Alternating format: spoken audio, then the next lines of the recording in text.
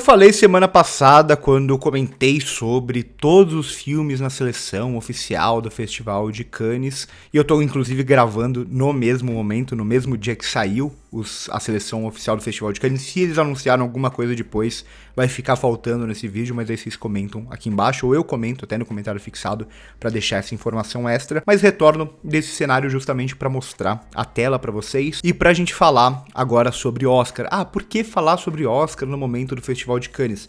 É algo que a gente debateu bastante nesse ano, a gente vem debatendo bastante, a gente falou muito nisso em uma das lives, né? O Diego levantou bastante essa bola, a gente debateu, o Dali falou também muito que tava no Festival de Cannes do ano passado sobre isso, e a gente já vem falando nos últimos anos, né?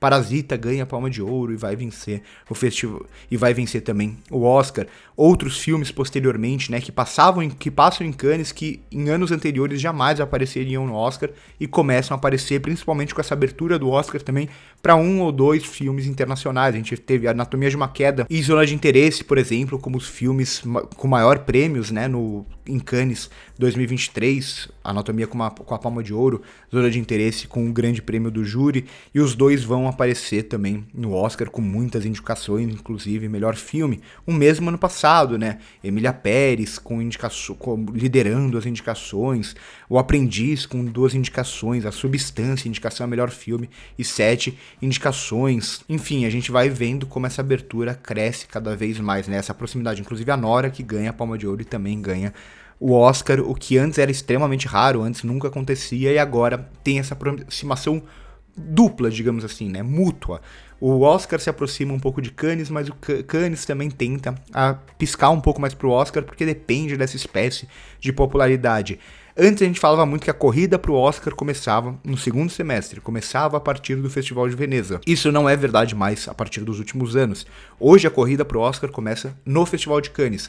Antes ela começava no Festival de Cannes para filmes internacionais, para a disputa do chamado, na época, filme estrangeiro. Hoje não, hoje a gente pensa até em melhor filme. Então vamos analisar essa lista mais uma vez, mas focado em alguns nomes específicos, pensando a possibilidade desses nomes para o Festival de Cannes. E agora, inclusive, vou colocar meu óculos para eu conseguir enxergar um pouco melhor, mas eu vou sair até dessa lista aqui, do site oficial do festival, e eu vou aqui para o Wikipedia. Por que para o Wikipedia, Vitor? Você vai usar o Wikipedia? O Wikipedia, para esses festivais, ele até é uma boa opção, ele está bem atualizado, mas principalmente por causa disso daqui, ó, da produção, né, do país de produção, que é o que vai interessar bastante a gente para esse vídeo. Então aqui a gente tem todos os filmes da competição oficial, filmes que disputam a Palma de Ouro. Eu vou focar neles porque geralmente são esses filmes. A gente poderia até olhar para alguns, dar um certo olhar e tudo mais, mas são esses filmes da competição oficial que vão ter mais chances de disputar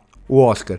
Aqui a gente já pode olhar para alguns nomes pensando em nomes, digamos, americanos, em nomes mais conhecidos, e quais poderiam, baseado no que a gente conhece da carreira deles, aparecer no Oscar. E aqui os nomes americanos que eu vejo nessa lista, muito poucos eu enxergo realmente com chance de Oscar, baseado no que eles fizeram na carreira até agora. Claro que vai depender muito desses filmes deles, como vão ser recebidos esses filmes, se são filmes diferentes dos demais e tudo mais. Mas se a gente olha para Ari Aster, por exemplo, se a gente olha para Wes Anderson ele já até teve indicações mais fortes no Oscar, mas ele é um diretor que ele é visto muito como os filmes dele são meio que parecidos e tal, ele cada vez menos tem espaço lá no Oscar. A Kelly Reichardt, que é uma diretora que é muito focada no cinema independente, né? Nem For Scout teve indicação ao Oscar, geralmente os filmes dela não vão aparecer no Oscar também. Então a gente fica com uma lista talvez um pouco mais limitada. Aqui a gente tem o Oliver Hermanus, que teve indicação ao filme dele, né? O último filme dele, o Living, teve indicação para atuação. Não sei se vai ser o caso desse daqui, mas não tem tanto os filmes de impacto, parece, nessa lista em relação ao Oscar, pensando em como esses diretores já foram recebidos historicamente pelo Oscar. Isso pode mudar? Pode, porque o Sean Baker também não era um diretor que tinha indicações ao Oscar, ele vence a Palma de Ouro ano passado e agora é o atual vencedor do Oscar também. Se algum desses diretores, uma Kelly Reichardt, por exemplo, né, não sei se vai acontecer, mas se uma Kelly Reichardt ganha a Palma de Ouro de Cannes, ela dá um passo muito grande nessa corrida, pensando em Oscar. E o Oscar, ele cada vez mais olha para a Palma de Ouro, né? Com exceção do ano de Titane, no restante, todos os filmes que ganham a Palma de Ouro nesse período estão aparecendo, pelo menos com indicações a melhor filme.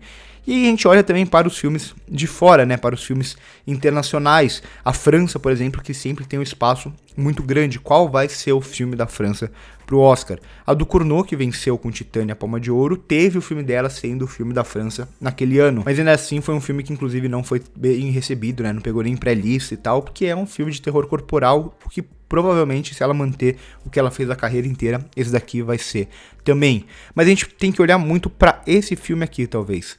New Wave, né, ou Nouvelle Vague, novo filme do Richard Linklater, que ele é acreditado aqui como um filme francês e americano, um diretor americano, mas um filme falado em francês, um filme com uma produção francesa, um filme que pode ser o filme da França pro Oscar. E uma coisa que a gente sempre fala, né, o filme internacional, o filme que tem mais chance em filme internacional, não é o melhor entre os filmes internacionais, é geralmente o filme internacional que é mais palatável pro americano, é o filme internacional com mais cara de americano. Aqui é um filme que celebra a história do cinema, né? Então é um filme sobre a Nouvelle Vague, um filme sobre Acossado, um filme icônico da história do cinema, de um diretor super conhecido nos Estados Unidos, que é o Richard Linklater, que volta e meia aparece, consegue indicações, né? Conseguiu indicações, até melhor filme, melhor direção e tal, com Boyhood. Então esse é um filme muito pra gente ficar de olho. Esse filme, tudo vai depender da repercussão, se for bem recebido e tal, mas esse filme aqui, se for bem recebido, eu acho o Richard Linklater um diretor muito, muito bom. É um filme pra gente ficar de olho pra categorias principais e tudo mais, né? Ver se ele vai ser premiado em Cannes também. E aí a gente pode olhar um pouco para os países, né? Vamos olhar para os filmes de fora dos Estados Unidos. Eu acho que aqui o Kleber Mendonça, com um Agente Secreto, talvez tenha uma chance muito boa. Baseado nessa lista, tem outros festivais, tem toda uma outra corrida. Mas se ele é bem recebido aqui, como ele geralmente é em Cannes, se ele acontece dele conseguir um prêmio, como ele conseguiu nos outros 2 últimos longas ficcionais dele que ganharam o prêmio do júri e só não tiveram corrida pro Oscar porque não foram indicação do Brasil, o que deve acontecer com esse daqui se for bem recebido, é um espaço bom pra gente pensar, né, o Brasil em alta, o Brasil como atual vencedor, é um espaço bom pra gente pensar numa corrida pra Oscar, numa corrida pra tentar indicação, pelo menos, pra filme internacional. Outros nomes aqui internacionais, a gente olha, internacionais pensando nos Estados Unidos, obviamente, a gente olha, por exemplo, para o Jafar Panahi. Esse é um nome que eu basicamente descarto do Oscar, porque o Jafar Panahi é um cinema político contra o governo do Irã e tudo mais, então ele dificilmente vai ser a indicação do Irã, e isso já perde, o filme já perde muito a partir disso, né? Aqui a gente tem uma cineasta um pouco mais desconhecida da Alemanha, que para mim é uma grande incógnita, na Masha Shilinsky. Filme da Ucrânia, será que um filme da Ucrânia hoje em dia teria esse potencial, né? Que é talvez até para filme internacional ainda tenha mais espaço, mas não vejo muito o Loznitsa como um nome grande, pensando em outras categorias, ou pensando em uma corrida mais forte pro Oscar. A gente pode olhar muito para os irmãos Dardenne, que são 2 diretores, né, que tem muito nome e que poderia ser o filme da Bélgica nessa disputa, né? Então aqui pode ser um competidor interessante. Então a gente já vê 3 nomes para filme internacional que podem ter, e aqui é tudo especulação, tá? Esse vídeo é basicamente especulação, a gente só vai ter concreto mesmo quando esses filmes forem lançados e quando a gente souber como eles foram recebidos. Mas pensando nos nomes dos diretores, aqui o terceiro nome então muito forte. Um quarto nome extremamente forte é esse daqui, Joachim Trier, que o seu último filme não só foi indicado a melhor filme internacional, que é A Pior Pessoa do Mundo, mas ele também foi indicado a roteiro no Oscar, né? Foi um dos filmes que começaram a abrir mais para mais categorias que não só filme internacional. Filme que provavelmente vai ser o indicado da Noruega pro próximo Oscar. O Joachim Trier é um diretor que eu gosto demais assim e que já mostrou que foi bem recebido uma vez pela academia. Aqui, Carla Simón, diretora espanhola. O cinema da Carla Simón, pelo que eu conheço dela, não tem muito a cara do Oscar, mas a gente nunca sabe se um filme desse ganha a Palma de Ouro, ganha um prêmio importante, ele tem uma largada mais forte, né, a partir daí. A gente vê como os filmes em filme internacional no passado, tirando Ainda Estou Aqui, basicamente todos começam a sua corrida em Cannes, né? Emília Pérez, A Garota da Agulha, A Semente do Fruto Sagrado e o próprio Flow que passou na mostra Um Certo Olhar ano passado, né? Então a gente vê como essa competição aqui ela pode ser muito definidora para a categoria de filme internacional também. A gente vai ter outros nomes franceses aqui, mas eu acho que os 2 nomes que despontam mais é o da do Cournot e o próprio que eu já citei do filme do Linklater. Então eu vou excluir os outros filmes franceses inicialmente dessa disputa. Ainda que um caso como o do Jafar Panahi, que a gente tem uma coprodução francesa, dependendo do número de pessoas francesas na produção e tudo mais, ele poderia até ser indicado da França. Vamos lembrar que o filme da Índia, do ano passado, né, o Tudo Que Imaginamos Como Luz, que não foi o escolhido da Índia, ele quase foi escolhido francês. Ele só não foi escolhido da França porque o Emília Pérez, eles sabiam que ia ter uma campanha mais longa e tudo mais, e teria mais chances de vencer mais categorias. Mas é um filme completamente indiano que poderia, quase foi o indicado francês. O próprio filme alemão, né, A Semente do Fruto Sagrado, é um filme iraniano e um caso parecido, mas que é o indicado da Alemanha por ser uma coprodução alemã, que a gente questiona muito, né, esse tipo de coisa. Olhando para outros países, a gente tem aqui Shii Hayakawa, diretora japonesa, pelo outro filme dela, que foi um filme indicado do Japão naquele ano.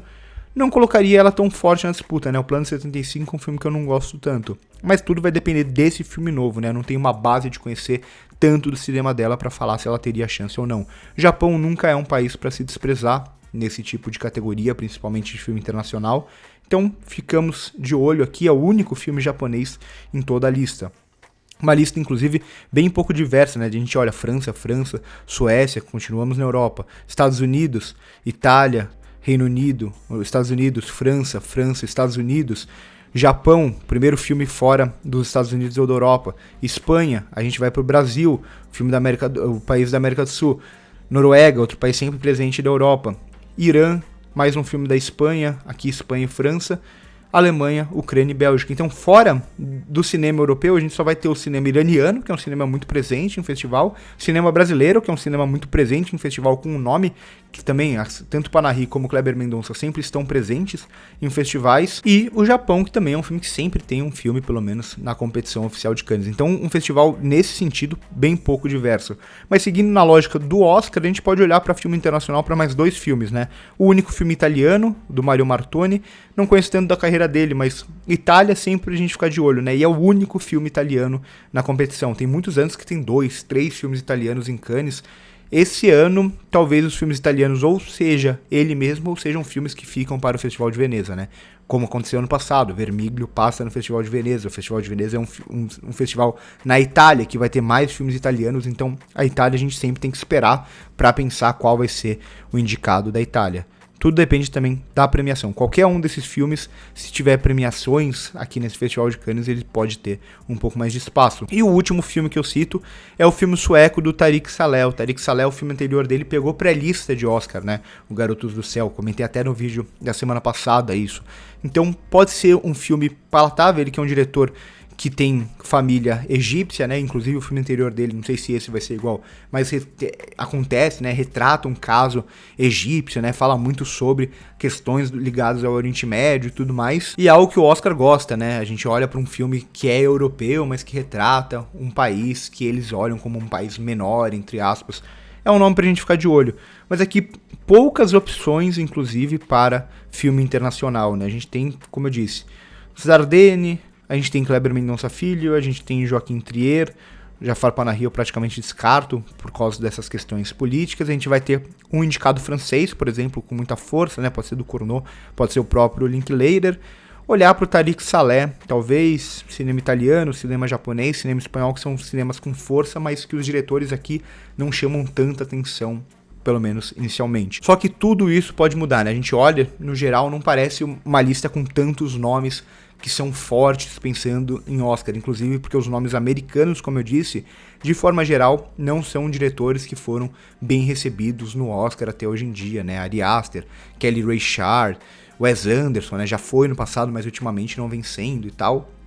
Mas tudo isso pode mudar baseado em possíveis prêmios, né? Como eu disse, no ano passado, o Sean Baker vence a Palma de Ouro e aí começa a corrida dele. Antes na carreira, ele nunca tinha sido bem recebido, como a Kelly Reichardt é um grande nome de cinema independente que também nunca foi bem recebida até então. Vamos esperar para ver, vamos esperar se esses filmes vão ser premiados. Aqui é só um panorama inicial, uma especulação inicial. Mas acho que assim, pensando em Brasil e pensando que geralmente pelo menos uns 3 ou 4 filmes da categoria de filme internacional saem aqui do Festival de Cannes, a gente não tem tantas opções, né? A gente tem no máximo umas 5 ou 6 opções com chance para essas 3 ou 4 vagas. É uma conta boa pro Brasil, mas é uma conta cedo, né? Muitas vezes pode ser que surjam muitos filmes no Festival de Veneza, por exemplo, esse ano, que concorram nessa categoria. Cedo para dizer, mas inicialmente o panorama, pensando em Brasil também e Oscar, é um panorama bom para Agente Secreto.